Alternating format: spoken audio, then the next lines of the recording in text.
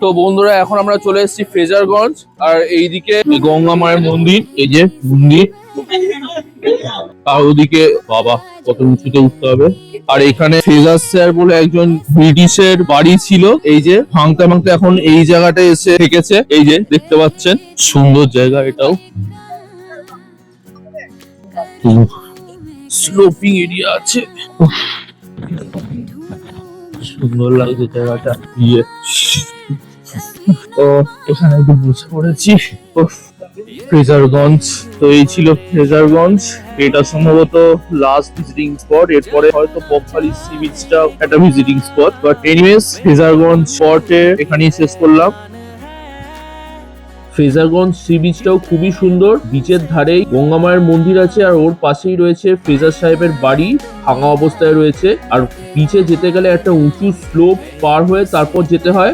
তো ফ্রেজারগঞ্জ ঘুরেই গেছিলাম লাস্ট ভিজিটিং স্পট, সেটা হচ্ছে বকখালি সি বিচ।